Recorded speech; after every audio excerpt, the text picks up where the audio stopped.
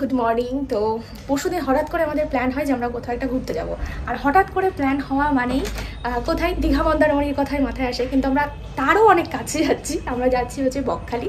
তবে শুধুমাত্র আমরা দুজন যাচ্ছি না, আমাদের সাথে আরও একটা গ্রুপ যাচ্ছে, যে যাদের সাথে আমরা নিজেরাও কখনো ঘুরতে যাইনি, আমার নিজেরই স্কুল ফ্রেন্ড। তো হচ্ছে চলো দেখাবো, সবাইকেই দেখাবো। আমরা বাসে করে যাচ্ছি। কোথা থেকে জানো? ওরা হচ্ছে ধর্মতলা থেকে ওরা বাসে করে আসছে। সেই বাসে আমরা উঠবো। এই জেটিঘাটের সামনে দিয়েই যাবে, তো উঠবো। তো মোটামুটি রেডি হয়ে গেছি আমরা। এই যে ব্যাগটা সব প্যাকিং হয়ে গেছে, এবার জাস্ট বেরোবো। তো আমরা বেরিয়ে গেছি। আর ধর্মতলা থেকে যেই বাসগুলো বকখালির দিকে যেই বাসগুলো যায়, সব কিন্তু এই জেটিঘাটের সামনে দিয়েই যায়। তো যার জন্য এটা আমাদের সুবিধা। বকখালি যাওয়ার জন্য অ্যাভেলেবেল প্রচুর বাস রয়েছে, তবে তার মধ্যে আমরা WBTC অর্থাৎ সরকারি বাসগুলোকেই বেছে নিয়েছিলাম। WBTCর আবার এসি নন এসি দুটোই রয়েছে, তো আমরা এসি বাসে করেই যাচ্ছি। বেসরকারি বাসগুলো স্টপেজ অনেকক্ষণ বেশি দেওয়ার কারণে পৌঁছাতেও অনেকটা দেরি হয়ে যায়, আর তাছাড়া এই রুটে বেসরকারি কোনো এসি বাস নেই।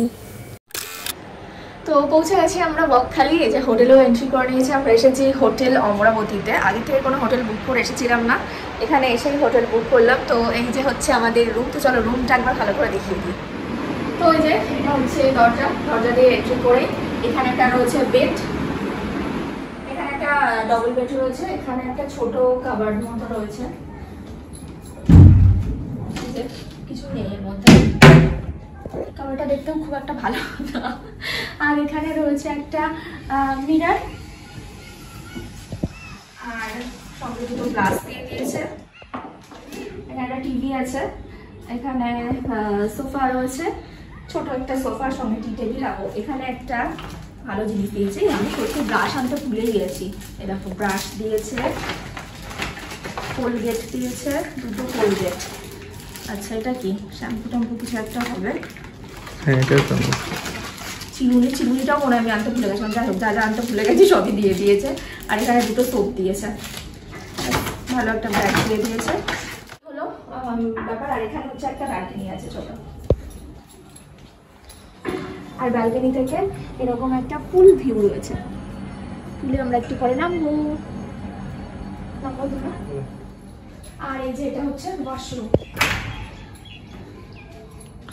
ওয়াশরুমটাও ঠিকই আছে, পরিষ্কারই। বলো গিজার আছে, গিজার যদিও এখন লাগবে না। তো রুম রেন্ট কত নিল না নিল সেটা তোমাদেরকে পরের শেষে জানিয়ে দেবো। এখন আমরা যেটা করবো, এখন আমরা একটু খেতে যাব। সকাল থেকে কিচ্ছু খেয়ে আসিনি, এই যে চিড়ে ভাজা খেতে খেতে এসেছি বাসে। আর সকাল থেকে না খেয়ে বেরিয়ে আমার আরও বাজে অবস্থা হয়ে গেছিলো। বাসে কোনো ভিডিও করিনি আমি, এত বাজে লাগছিলো। আছে এখানে রেস্টুরেন্টও আছে, এখানে রেস্টুরেন্ট আছে। তো নিচে রেস্টুরেন্টে ব্রেকফাস্ট করে তারপরে আমরা একবারে বিচে যাব। তো এই যে ফুল ড্রেসে রেডি হয়ে গেছে। আমি এখনো ফুল ড্রেস পরিনি, কারণ আগে আমরা একটু যাবো বিচে যাব। বিচ থেকে তারপরে এসে চেঞ্জ করে পুলে নামবো। কেমন লাগছে বলো, কেমন লাগছে? এই হোটেল অমরাবতী, এই হোটেলে আছে। এই রাস্তা, এটা হচ্ছে মেন রোড, আর মেন রোডের দুপাশ দিয়ে শুধু চারিদিকে হোটেল। ব্রেকফাস্টের জন্য এখানে ছিল দুটো অপশান, ব্রেড অমলেট আর ব্রেড বাটার। তো আমরা দুরকমই নিয়ে নিয়েছিলাম, আর এই হলো হোটেলের রেস্টুরেন্ট। তো দেখালামই তো আমাদের হোটেলটা একদম মেন রোডের পাশে। মেন রোড দিয়ে তো অবশ্যই বিচে যাওয়া যায়, তবে হোটেলের পাশ দিয়ে একটা শর্টকাট রাস্তা রয়েছে, আর যেই রাস্তা দিয়ে অনেক তাড়াতাড়ি বিচে পৌঁছানো যায়। তো আমরা সেই শর্টকাট রাস্তায় ধরলাম, কিন্তু শর্টকাট রাস্তা ধরে দেখি রাস্তার অবস্থা খুবই বাজে, একেবারে মাটির রাস্তা, আর বৃষ্টি হওয়ার কারণে প্রচুর কাদা হয়ে রয়েছে। তো যাই হোক সবাই মিলে খুবই সাবধানে রাস্তাটা পার হচ্ছিলাম। আর তারপর যেতে যেতে দেখি বিচের ধারে একটা আরও সুন্দর একটা হোটেল রয়েছে, যেটার নাম আইকন হেরিটেজ। এই হোটেলটাই একমাত্র বিচের ধারে রয়েছে, তাছাড়া সবই মেন রোডের পাশে। হোটেলটা দেখতেও বেশ সুন্দর ছিল, তবে এর রেট আমাদের বাজেটের থেকে অনেকটাই বেশি হয়ে যাচ্ছে, যার কারণে আমরা হোটেল অমরাবতীটাকেই বেছে নিয়েছিলাম। এই যে সামনে রয়েছে একটা জলাশয়, এই জলাশয় পেরিয়ে যেতে হবে সমুদ্রের কাছে। অনেকটা জল, পুরো ভিজে যাবো যেতে গেলে।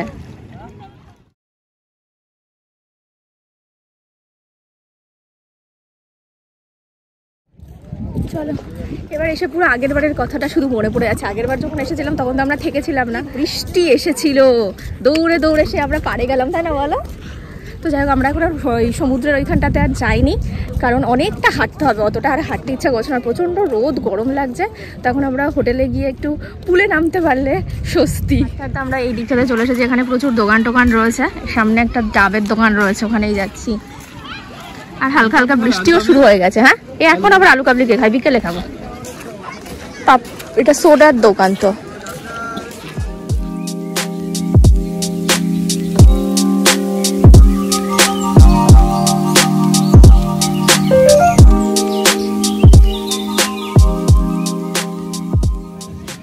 দেখো দু সাইড দিয়ে দোকান রয়েছে প্রচুর।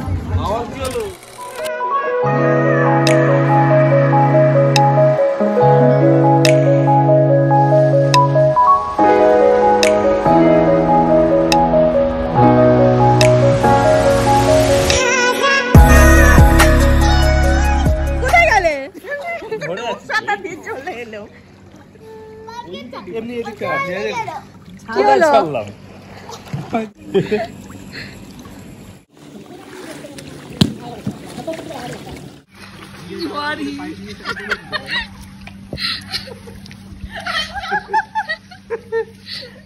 কষ্ট কি কষ্ট, জলেও ঘাম চলে আসছে। আমার ঘামে সুইমিং পুলটা হয়ে গেল। এটা করো, এটা করো।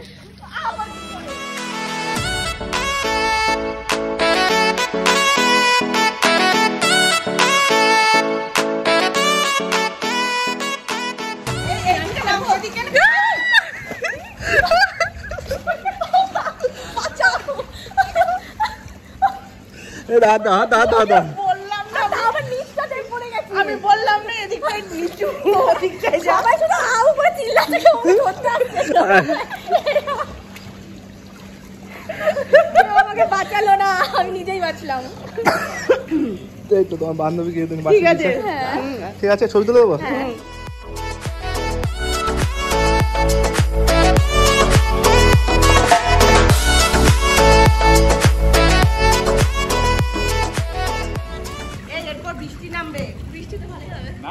হ্যাঁ, বৃষ্টিতে ভালো হবে।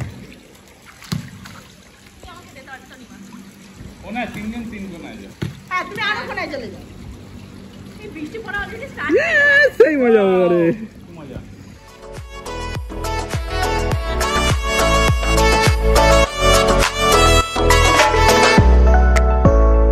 প্রচন্ড জোরে বৃষ্টি শুরু হয়ে গেছে, এরা এখনো পুল থেকে নামেনি। আমি ফোনটা বাঁচানোর জন্য আসলাম, আর টাওয়াল গুলো সব ভিজছে, আমার ফোনটাও ভিজছিল।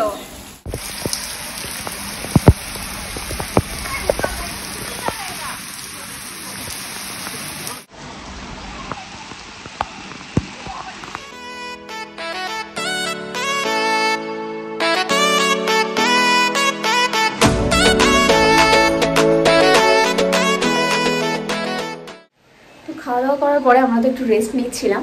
এখন বিকেলবেলা 5টা মতো বাজে, এখন রেডি হলাম যে একটু বেরোবো, কিছু এখানে সাইট সিন রয়েছে, বিচ রয়েছে, সেগুলো দেখবো।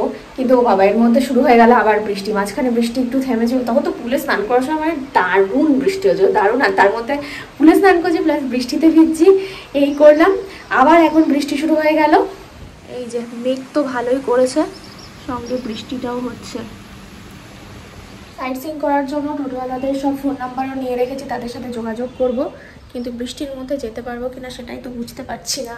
কি হবে, যা অবস্থা, বেরোনোর আর কোনো উপায় নেই। আরও জোরে বৃষ্টি চলে আসলো। এর আগের বার আমরা যখন এসেছিলাম তখনও শুধু ওই বিচটা ঘুরে চলে গেছিলাম, কোনো সাইট সিনগুলো করেছিলাম না। কিন্তু এবার করার জন্য এখানে থাকলাম, সেটাও মনে হচ্ছে হবে না।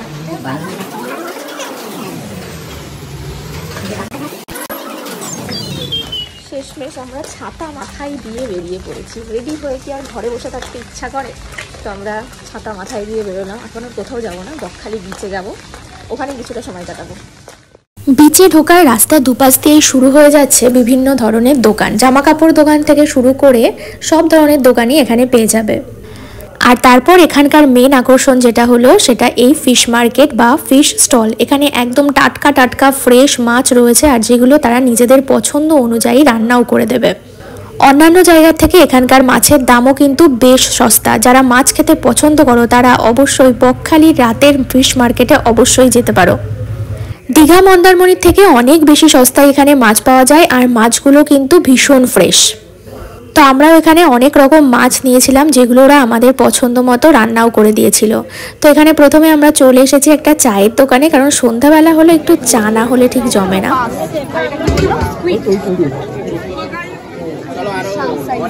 এখনো কাছে আসেনি, অনেক দূরে রয়েছে, সমুদ্রের জল এখনো পা ভেজাতে পারলাম না আমরা। এখান দিকটা অন্ধকার হয়ে রয়েছে, বোঝা যাচ্ছে না। আর এই সাইড দিয়ে, বিচের সামনে দিয়ে, পুরো এই সাইড দিয়ে পুরো মার্কেট বসেছে।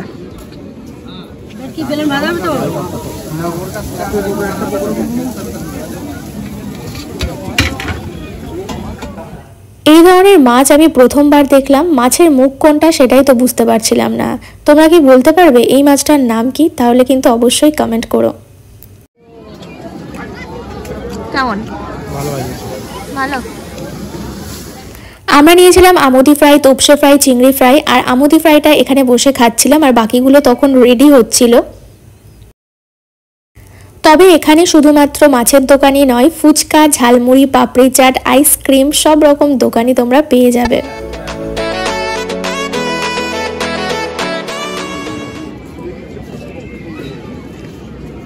এখানে সব বসার চেয়ার রেন্টে পাওয়া যায়।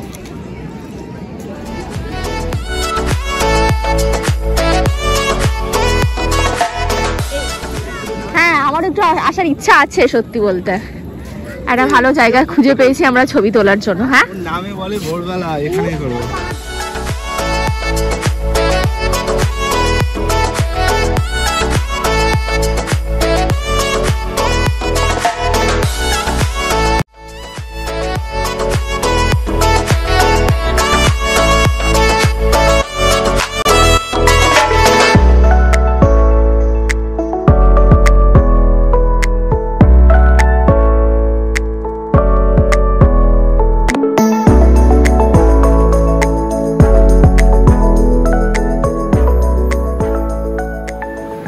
আবার তো সেই ঝিরঝির বৃষ্টি হওয়া শুরু হয়েছে। তো আমরা আবার বিচ থেকে চলে এলাম, ওখানে মাছ ভাজা, চা ফা এইসব খেটে চলে আসলাম। আর কিছু মাছ ভাজা কেনা হলো, যেগুলো আমরা খেতেই পারলাম না বৃষ্টির জন্য।